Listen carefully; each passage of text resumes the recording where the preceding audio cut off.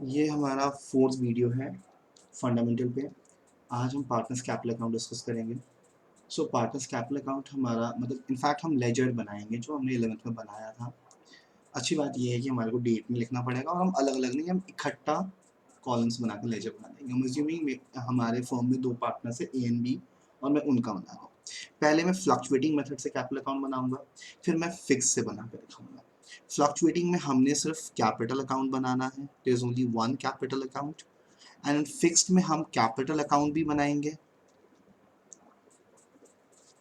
And आपको हम एक करंट अकाउंट भी बनाएंगे, करंट अकाउंट। तो सबसे पहले लेट्स स्टार्ट कि हम कैपिटल अकाउंट में फ्लक्चुएटिंग में कैसे करते हैं। सो मेथड वन, फ्लक्चुएटिंग में क्या करना है हमारा। मेथड वन हम बना रहे हैं फ्लक्चुएटिंग। फ्रेंड्स देखो, सब कुछ हमारे क्वेश्चन में लिखा होता है। मैं ऑनलाइन भी पढ़ाता हूँ, बहुत सारे बच्चे मेरे से पूछते हैं ये कैसे आया कैसे आया। ये बहुत ही फूलिश और चाइल्डिश क्वेश्चन होता है आपका। आप फोकस करेंगे 2 मिनट, आपको सब कुछ समझ में आ जाएगा। सो प्लीज़ डोंट मतलब आप क्वेश्चन नहीं पढ़ते हैं, आप डायरेक्टली आंसर करने लगते हो बिना और सीधा पूछते हो। आई थिंक स्पून फीडिंग करेंगे तो हम मैं कॉलेज का नाम नहीं बोलूँगा, यूनिवर्सिटी का नाम नहीं बोलूँगा, हम किसी यूनिवर्सिटी के लायक नहीं रहेंगे। सो प्लीज़ हम लोग को फोकस करना सीखना चाहिए यहाँ पे। सो कैपिटल अकाउंट हम बना रहे हैं फ्रेंड्स।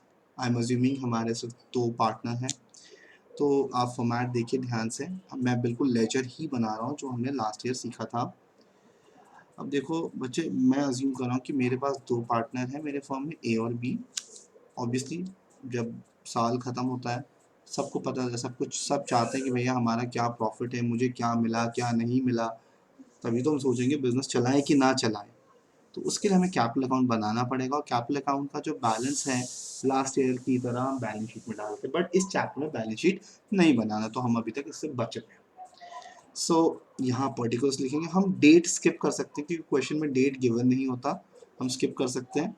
और हम एक ही बारी में ए और बी दोनों का बना ले ताकि बार बार टाइम वेस्ट करने की ज़रूरत ना पड़े हमारे को।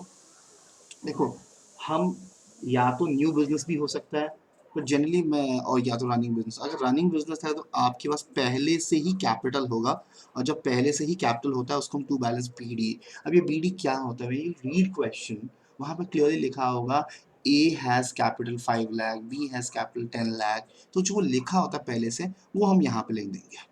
दिस इज ओपनिंग एंट्री, आपने लास्ट ईयर कर रखा है।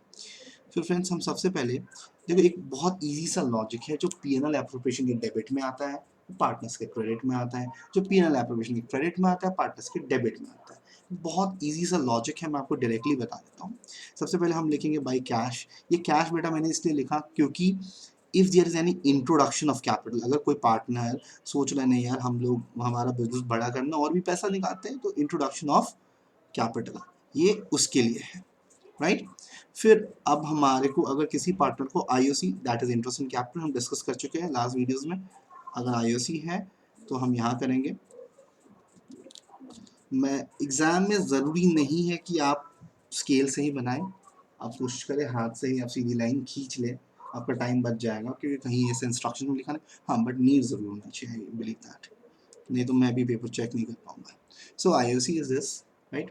फिर हमारा अगर किसी पार्टनर का सैलरी है बेटा, किसी पार्टनर को कमीशन मिल रहा है, वो क्वेश्चन में सारा लिखा होगा। ये सब हमारे को, हम जब पीएनएल एप्लीकेशन बनाते हैं हम सारा कैलकुलेट कर चुके होते हैं, तो हमें सिर्फ वहाँ से कॉपी करना होता है।